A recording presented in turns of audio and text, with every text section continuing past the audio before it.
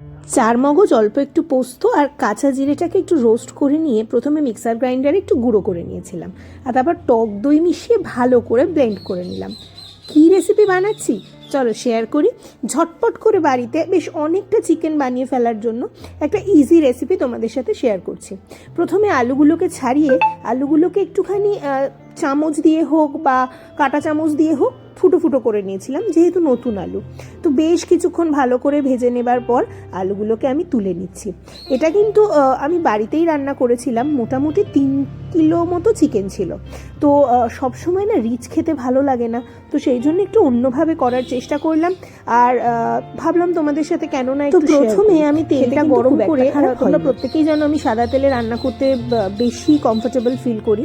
তো প্রথমে তেজপাতা, শুকনো লঙ্কা আর 2টো এলাচ আমি ফাটিয়ে দিয়ে এলাচটা আর একটু দারচিনি দিয়ে ভালো করে নেড়ে নেবার পর যখন একটা অ্যারোমা মোটামুটি বেরিয়ে এসেছে, তখন আমি আদা পেঁয়াজ রসুন বাটা আমি একসাথে বেটে ফ্রিজারে সেটাকে স্টোর করি, তো সেখান থেকেই নিয়ে আমি এখানে দিলাম। 3 কিলো মাংসের তুলনায় আমি কিন্তু পেঁয়াজ আদা রসুন বাটাটা একটু কমই দিয়েছি। তোমাদের মধ্যে কে ভালো করে আদা পেঁয়াজ রসুন ফ্রিজে স্টোর করে রাখো বেটে, আমাকে কমেন্ট করে জানাতে কিন্তু ভুলবে না।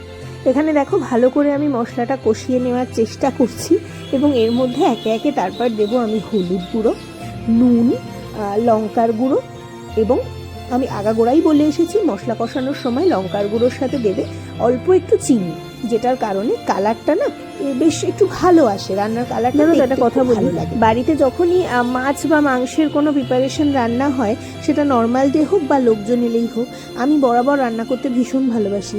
রান্না করতে গিয়ে আমার কোনো মানে অভিযোগ বা কোনো ক্লান্তি এইসব না ছোটো থেকেই আমার কোনো দিন আসে না। আর কথা বলতে বলতে আমি রান্নার মধ্যে কিন্তু একটু হিং অ্যাড করেছি। যে কোনো রান্নায় একটু হিং অ্যাড করলে আমার মনে হয় একটা সুন্দর গন্ধ আসে, যেটা রান্নার টেস্ট বলো বা স্মেল বলো অনেকটা এনহ্যান্স। বেশ কিছুক্ষণ এভাবে কষিয়ে নেবার পর যখন দেখবো ব্যাপারটা অনেকখানি কষা হয়ে গেছে, তখন আমরা এর মধ্যে অ্যাড করব হচ্ছে যে মশলাটা বেটে রেখেছিলাম সেই বাটা মশলা। আরেকবার বলে দিই, এর মধ্যে আছে চালমগজ, চারমগজের মধ্যে একটু পোস্ত মিশে গেছিলো, সেই পোস্তটুকুও এর মধ্যে অ্যাড করে দিয়েছিলাম। আর দিয়েছিলাম আমি টক দই, একটু জিরে রোস্ট করে, মানে কাঁচা জিরে কড়াইতে একটু রোস্ট করে নিয়ে সেইটাকে দিয়ে আমি ভালো করে মিক্সার গ্রাইন্ডারে ব্লেন্ড করে নিয়েছি। মনে হয়েছিল আরেকটু লঙ্কার গুঁড়ো লাগবে, সেই জন্য আরেকটু লঙ্কার গুঁড়ো আমি অ্যাড করেছি। আর মিক্সার ব্লেন্ডারটা ধোয়া জল আমি এর মধ্যে দিয়ে দিয়েছি। দিয়ে গ্যাস বাড়িয়ে এটাকে একটু কষতে হবে বেশ ভালো মতো করে।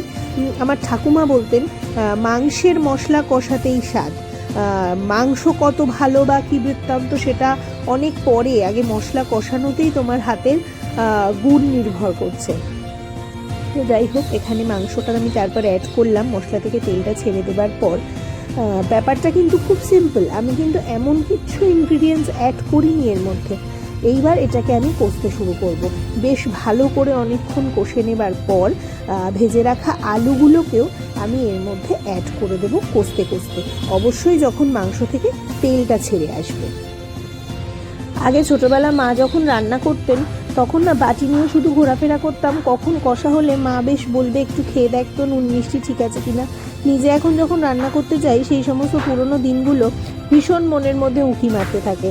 আর তোমরা এখানে যেমনটা দেখলে আমি দেখালাম, এভারেস্টের মিট মশলা ইউজ করেছিলাম, বাড়িতে চিকেন মশলা ছিল না। তাই তোমাদের যদি চিকেন মশলা বাড়িতে থাকে, ফার্স্ট প্রেফারেন্স অবশ্যই চিকেন মশলা। তো এভারেস্টের মিট মশলার প্যাকেটের কালারটা চেঞ্জ করেছে, তা আমার পুরনো প্যাকেটের কালারটার কথা বারবার মনে পড়ছিল রান্না করতে গিয়ে। তো আমার এখানে 2 প্যাকেট আমি ইউজ করেছি, করে ভালো করে আবার একটু নাড়িয়ে নিচ্ছি। আসল কথা, ঘরের গ্যাসে না এতটা চিকেন করতে বেশ একটু টাইম টেকিং ব্যাপার, কিন্তু আমার খুব বেশি সময় লাগেনি, ওই 1 ঘন্টার মধ্যে হয়ে গেছে, 1 ঘন্টাও পুরোপুরি লাগেনি। তো আলুগুলো ভালো করে ভেজে রেখেছিলাম, তারপর আলুগুলো যেমন বললাম মাংসের সাথে দিয়ে একটু কষিয়ে নিয়ে ভালো করে নেড়েচেড়ে যখন দেখলাম কষা হয়ে গেছে, গরম জল আমি ঢেলে দিয়েছি।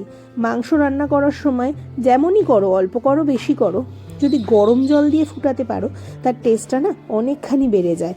তো ভালোভাবে গরম জল দিয়ে ফোটানোর পর আমি কয়েকটা এলাচ গ্যাসের পাশে রেখে দিয়েছিলাম। এলাচগুলো মোটামুটি একটুখানি ওই করকরে টাইপের হয়ে গেছে।